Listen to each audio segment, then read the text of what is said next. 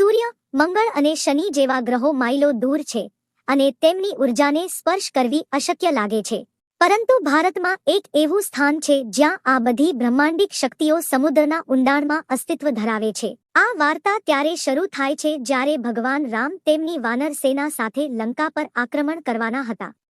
યુદ્ધ ભયંકર બનવાનું હતું, તેથી વિજય સુનિશ્ચિત કરવા માટે ભગવાન રામે તમિલનાડુના દેવીપટ્ટિનમના દરિયા કિનારે નવગ્રહને વ્યક્તિગત રીતે સ્થાપિત કરવાનું નક્કી કર્યું. પરંતુ તે દિવસે કુદરતની કંઈક બીજી જ યોજના હતી. સમુદ્ર ભયંકર તોફાથી ઉછળી રહ્યો હતો. મોજા એટલા ઊંચા અને મજબૂત હતા કે ત્યાં ઊભા રહેવું પણ મુશ્કેલ હતું.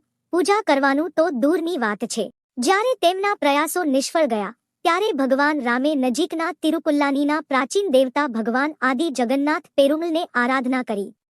સ્થાનિક માન્યતાઓ અનુસાર આદિ જગન્નાથ ભગવાન શ્રી વિષ્ણુ ભગવાનનું સૌથી પ્રાચીન સ્વરૂપ છે અને સૌથી અગત્યની વાત એ છે કે આ દેવતા નીજ રાજા દશરથે રામને તેમના પુત્ર તરીકે પ્રાપ્ત કરવા માટે પૂજા કરી હતી. શ્રી રામને તે જ દૈવી શક્તિ યાદ આવી જેના આશીર્વાદથી તેમનો પોતાનો જન્મ થયો હતો. એવું કહેવાય છે કે શ્રી રામે આદિ જગન્નાથનું ધ્યાન કરીને સમુદ્રને સ્પર્શ કર્યો કે તરત જ ઉગ્ર સમુદ્ર તરત જ શાંત થઈ ગયો.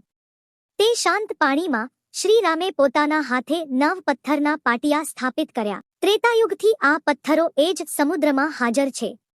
આજે પણ મહાદેવના દર્શન કરતા પહેલા રામેશ્વરમની મુલાકાત આવશ્યક માનવામાં આવે છે. અહીં ભક્તો સમુદ્રના પાણીમાં પ્રવેશ કરે છે અને આ પથ્થરોની 9 વાર પરિક્રમા કરે છે અને 9 પ્રકારના અનાજ ચઢાવે છે જેથી તેમનું જીવન આ સમુદ્ર જેટલું શાંત અને સફળ રહે. મિત્રો, જો તમને આ વિડિયો પસંદ આવ્યો હોય તો કોમેન્ટમાં જય શ્રી રામ જરૂર લખજો.